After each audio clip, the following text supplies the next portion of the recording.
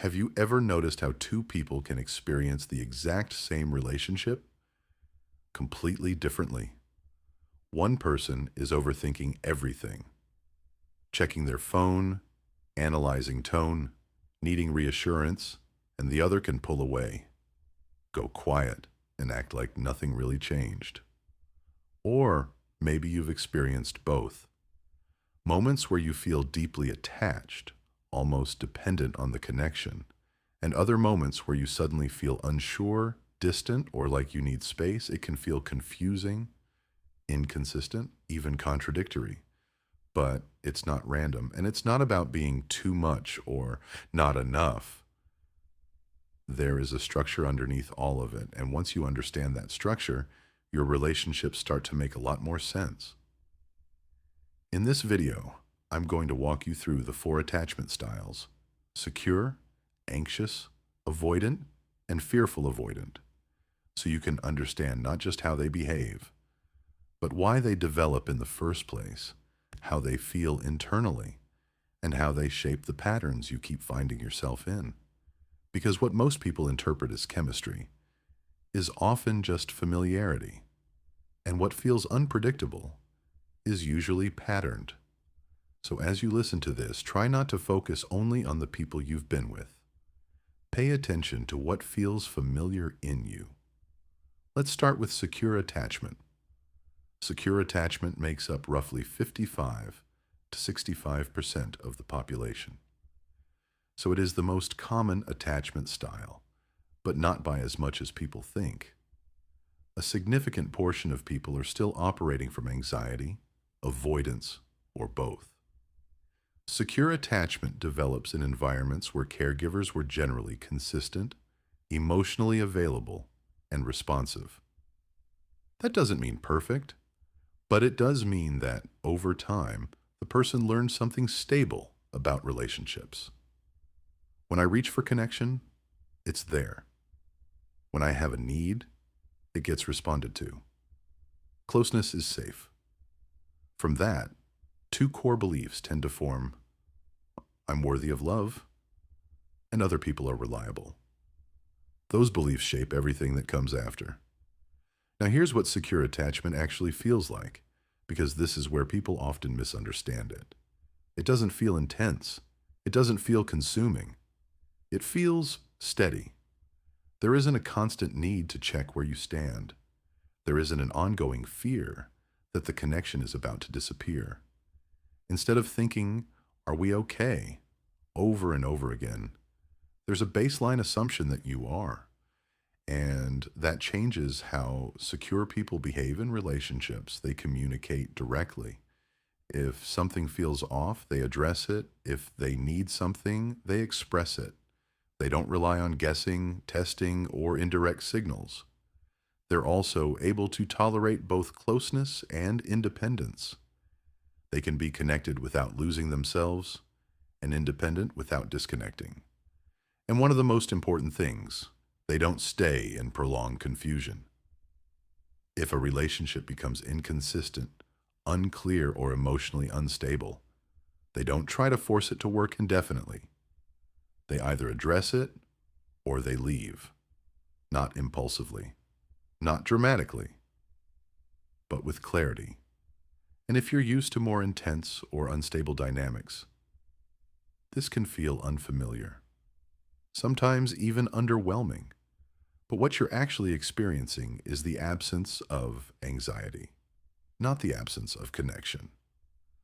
Now let's look at anxious attachment. Anxious attachment makes up approximately 20 to 25% of people. This develops in environments where care was inconsistent. Sometimes needs were met. Sometimes they weren't. Sometimes there was closeness, and other times there was distance, unpredictability, or emotional withdrawal.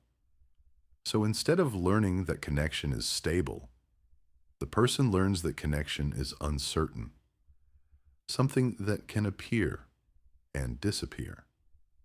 From that, a different set of beliefs forms. Love can be taken away. I have to maintain connection. My safety depends on this relationship continuing. So connection doesn't just feel meaningful, it feels necessary. And this is where the internal experience becomes very different from secure attachment. Instead of a stable baseline of we're okay, there's a constant monitoring of the relationship, a sensitivity to small shifts, a tendency to notice changes in tone, response time, or behavior, sometimes before anything has actually been said. And because the nervous system is oriented toward preventing loss, the mind starts trying to anticipate it. You may find yourself replaying conversations, looking for signs that something has changed, needing reassurance, even when nothing is clearly wrong. And one of the most important dynamics, even when the relationship is going well, it doesn't always feel secure because the fear isn't only based on reality, it's based on the expectation that something could change. So behaviors begin to form around maintaining closeness, trying to resolve things quickly, prioritizing the relationship, sometimes over yourself, staying engaged even when you feel uncertain, and often staying longer than you should. Because losing the connection feels more destabilizing than tolerating the inconsistency. And this is why anxious attachment is often drawn to people who are not fully available. Not because that's what you consciously want, but because inconsistency feels familiar, and familiarity feels like chemistry. So what feels like love is often your system trying to prevent disconnection. Now let's move into avoidant attachment. Avoidant attachment also makes up about 20 to 25% of people. This develops in environments where caregivers were emotionally unavailable, distant, or consistently unresponsive. So instead of learning that connection is safe and reliable, the person learns something else entirely, that relying on others leads to disappointment, that emotional needs may not be met, and that it's safer to depend on yourself. From that, core beliefs form like, I don't need anyone. I'm better off handling things on my own. Closeness leads to discomfort or letdown. Now, on the surface, this can look like confidence or independence, and in many ways it is. But underneath that independence is a learned discomfort with emotional closeness. Because closeness activates something that feels overwhelming, not necessarily in an obvious way, but in a subtle sense of pressure, loss of space, loss of control. So instead of moving toward connection when emotions increase, the system moves away from it. You may notice a need for space when things get too close, irritation when someone depends on you emotionally, a tendency to shut down during conflict, and one of the most defining features, a reduced access to emotions in real time. Not because they aren't there, but because they're regulated by being suppressed, minimized, or delayed. So from the outside, it can appear as if the person doesn't feel deeply. But internally, it's more accurate to say, they don't stay connected to those feelings in the moment. And this leads to a very specific pattern in relationships. As closeness increases, so does the need for distance. The person may begin to focus on flaws, question the relationship, or feel like something is off. But what's often happening is not a sudden loss of interest. It's an attempt to reduce emotional overwhelm, because distance brings relief, and that relief reinforces the behavior. So over time, the pattern continues, not because the person doesn't care, but because closeness itself feels difficult to sustain. Finally, fearful avoidant attachment. This makes up about 10 to 15% of people, and it is often the most complex because it combines both anxiety and avoidance. Fearful avoidant attachment develops in environments where caregivers were both a source of comfort and a source of fear or inconsistency. So connection was not clearly safe or unsafe. It was both. And that creates a deeply conflicting internal experience. Two belief systems form at the same time. I need connection to feel safe. And connection is what hurts me. So instead of leaning consistently in one direction, the person moves in both, toward connection and away from it.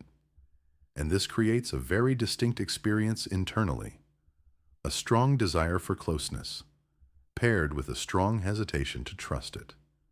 You may feel deep emotional connection early on, followed by doubt or discomfort, an urge to pull away when things feel good, or the opposite, distance followed by a strong pull back toward connection. And one of the most defining characteristics, the inconsistency of emotional experience. Feelings can shift quickly, not because they aren't real, but because the system is trying to manage opposing responses at once. I want this. This doesn't feel safe. And both are true. So relationships often take on a cyclical pattern. Connection, fear, distance, return. And repeat from the outside. This can look confusing or unpredictable, but internally it's an attempt to regulate something that feels both necessary and threatening. Now, when you put these styles together, something important becomes clear. Relationships are not random. They are patterned interactions between two systems. Anxious and avoidant often create a push-pull dynamic. One moves toward connection, the other creates distance, and both reinforce each other's behavior. Anxious and fearful avoidant can create intense emotional relationships, but with instability underneath, and secure attachment tends to stabilize dynamics or reveal when a relationship isn't working. Because secure individuals don't engage in prolonged cycles, they address issues directly, or they step away. And this leads to one of the most important insights in all of this. You are not randomly choosing people.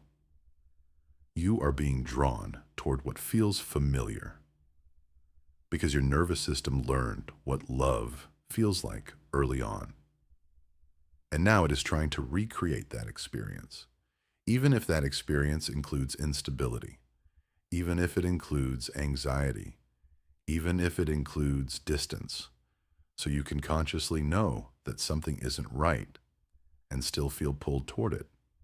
Because your system isn't prioritizing what's healthy.